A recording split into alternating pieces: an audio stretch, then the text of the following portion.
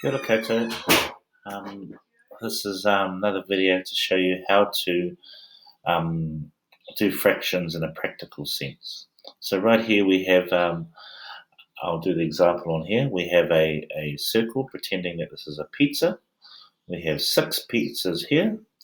There's 3 of them, the 3 purple ones we can use as the ones that have been eaten. So if we had 6 pieces altogether, 3 of them have been eaten. Then we have toru, because that's how much has been eaten. Ki te hautau, because there was 6 pieces to start with. Okay, we'll move on to the next one, which is another pizza.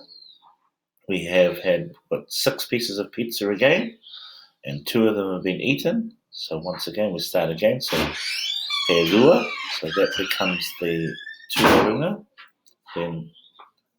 Then we have 6 pizzas altogether.